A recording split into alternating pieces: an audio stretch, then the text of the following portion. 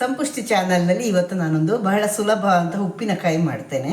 ನೆಲ್ಲಿಕಾಯಿ ದೇಹಕ್ಕೆ ತುಂಬ ಒಳ್ಳೆಯದು. ಇದನ್ನು ಸ್ವಲ್ಪ ಹದ ಉಪ್ಪು ನೀರು ಮಾಡಿ ನಾನು 2 ದಿವಸ ಉಪ್ಪು ನೀರಲ್ಲಿ ಹಾಕಿ ಹೊರಗಡೆಗೆ ಇಟ್ಟಿದ್ದೆ, ಮುಚ್ಚಳ ಹಾಕಿ ಕರಡಿಗೆಯಲ್ಲಿ. ಅನಂತರ ತೆಗೆದು ಫ್ರಿಜ್ಜಲ್ಲಿ ಇಟ್ಕೊಂಡಿದ್ದೇನೆ. ಇದು ಸುಮಾರು 15-20 ದಿವಸದ ಮೇಲಾಯಿತು ಇದಕ್ಕೆ.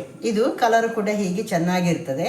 ಇದು ಸಿಪ್ಪೆ ತೆಗಿಲಿಕ್ಕೆ ಅಂದರೆ ಇದರ ಬೀಜ ತೆಗಿಲಿಕ್ಕೆ ಬಹಳ ಸುಲಭವಾಗಿ ಬರ್ತದೆ. ಈ ರೀತಿ ಮಾಡಿಕೊಂಡು ನಾನು ಅದನ್ನು ಸ್ವಲ್ಪ ಸಣ್ಣ ಸಣ್ಣ ಹೋಳು ಮಾಡಿ ಉಪ್ಪಿನಕಾಯಿ ಮಾಡ್ಕೊಳ್ತೇನೆ. ನೀವು ಮಿಕ್ಸಿಗೂ ಹಾಕ್ಕೊಳ್ಬೋದು. ಓಕೆ, ಇದು ಒಂದಿಷ್ಟು ಕೆಂಪು ಮೆಣಸು ತಗೊಂಡಿದ್ದೇನೆ ನಾನು.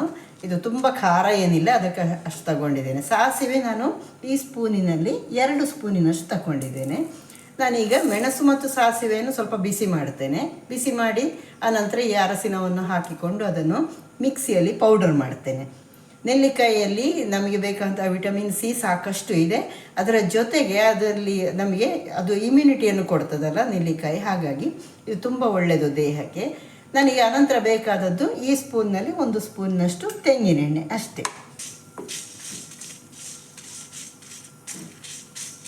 ಇದು ಸರಿ ಬಿಸಿ ಆದರೆ ಸಾಕು. ನೀವು ಅದನ್ನು ಫ್ರೈ ಮಾಡಿ, ಅದು ಗರಿಗರಿಯೆಲ್ಲ ಆಗಬೇಕು ಅಂತ ಏನಿಲ್ಲ, ಸ್ವಲ್ಪ ಸರಿ ಬಿಸಿ ಆದರೆ ಸಾಕು. ಈಗ ಬಿಸಿ ಇದೆ, ಸಾಕು, ಇಷ್ಟು ಬಿಸಿ ಆದರೆ ಸಾಕು, ಸ್ವಲ್ಪ ತಣಿಲಿ ಅದು. ಈಗ ಅದಕ್ಕೆ ಈ ಪೌಡ್ರನ್ನು ಅರಸಿನವನ್ನು ಹಾಕಿದೆ ನಾನು. ನೋಡಿ, ಸ್ವಲ್ಪ ಹೊಗೆ ಬರಲಿಕ್ಕೆ ಪ್ರಾರಂಭ ಆಯಿತು. ಅದು ಕಪ್ಪಾಗೋದು ಬೇಡ, ಅದನ್ನು ತೆಗೆದು ಪ್ಲೇಟಿಗೆ ಹಾಕಿಬಿಡುವ. ಸ್ವಲ್ಪ ತಣಿಲಿ, ತಣದ ನಂತರ ಮಿಕ್ಸಿಗೆ ಹಾಕ್ತೇನೆ. ಹೆಚ್ಚಿಟ್ಟ ನೆಲ್ಲಿಕಾಯಿ ನೀವು ಇನ್ನೂ ಸಣ್ಣ ಸಣ್ಣ ಪೀಸುಗಳನ್ನು ಬೇಕಿದ್ರೂ ಮಾಡ್ಕೊಳ್ಬೋದು ಅಥವಾ ಗ್ರೈಂಡ್ ಮಾಡ್ಕೊಳ್ಬೋದು. ಇದು ಮೆಣಸಿನ ಹುಡಿಯನ್ನು ಮಾಡಿ ಇಟ್ಕೊಂಡಿದ್ದೇನೆ ನಾನೀಗ. ಹುರಿದದ್ದಲ್ಲ, ಸ್ವಲ್ಪ ಬಿಸಿ ಮಾಡಿಕೊಂಡದ್ದು. ಅದು ನಯವಾದ ಪುಡಿ ಆಗಲಿಕ್ಕೋಸ್ಕರ ಸ್ವಲ್ಪ ತರಿ ಇದೆ, ತೊಂದರೆ ಇಲ್ಲ. ಈಗ ನಾನೇನು ಮಾಡ್ತೇನೆ ಅಂದರೆ ಈ ಪಾತ್ರೆಯನ್ನು ಇಟ್ಟುಕೊಂಡು ಆನ್ ಮಾಡಿ ಅದಕ್ಕೆ ತೆಂಗಿನ ಎಣ್ಣೆಯನ್ನು ಹಾಕ್ತೇನೆ. ನನಗೆ ಇಂಗು ಅಂದರೆ ತುಂಬ ಇಷ್ಟ, ಹಾಗಾಗಿ ನಾನು ಒಂದು ಸ್ವಲ್ಪ ಇದಕ್ಕೆ ಇಂಗು ಹಾಕ್ತೇನೆ. ಹಾಕದಿದ್ರೂ ಏನೋ ಪರವಾಗಿಲ್ಲ, ನೆನಪಿಟ್ಕೊಳ್ಳಿ. ಇದಕ್ಕೆ ಎಲ್ಲಿಯೂ ನಾನು ನೀರನ್ನು ಹಾಕಿಲ್ಲ, ಇಷ್ಟು ಎಣ್ಣೆ ಹಾಕುವ. ಮತ್ತು ನೆಲ್ಲಿಕಾಯಿಗೂ ಹಾಗೆ ನೀವು ನೀರಿನಲ್ಲಿ ತೊಳೆಯುವುದೇನು ಬೇಡ.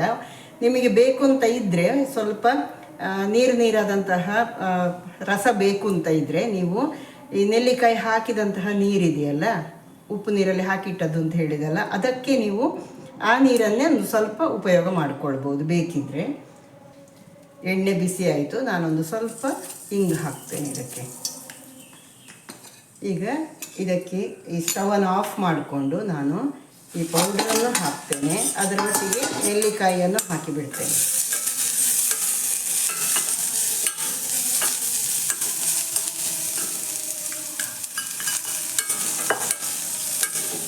ಸ್ವಲ್ಪ ಬಿಸಿ ಆಗಿ ತೊಂದರೆ ಏನಿಲ್ಲ.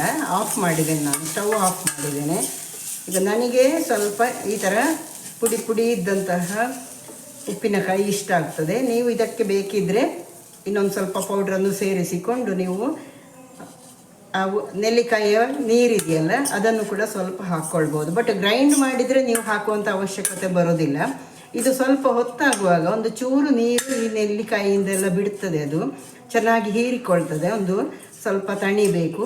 ನೀವು ಮಧ್ಯಾಹ್ನ ಊಟಕ್ಕೆ ಮಾಡೋದಾದರೆ ನೀವು ಬೆಳಗ್ಗೆ ಮಾಡಿಟ್ಕೊಂಡ್ರು ನಡೀತದೆ. ನಾಳೆಗೂ ಇದು ಹೀಗೆ ನೀವು ನಾಳೆ ತನಕ ಇದನ್ನು ಹೀಗೆ ಇಟ್ಕೊಳ್ಳಿ. ಆನಂತರ ನೀವು ಬೇಕಿದ್ರೆ ಫ್ರಿಜ್ಜಲ್ಲಿ ಇಟ್ಕೊಳ್ಬೋದು. ನೋಡಿ, ಉಪ್ಪು ತುಪ್ಪ ಹಾಕಿದ ಸಿರಿಧಾನ್ಯದ ಗಂಜಿಯೊಟ್ಟಿಗೆ ನೆಲ್ಲಿಕಾಯಿ ಉಪ್ಪಿನಕಾಯಿ ತುಂಬ ರುಚಿಯಾಗ್ತದೆ. ಮಾಡಿಕೊಂಡು ಟೇಸ್ಟ್ ನೋಡಿ.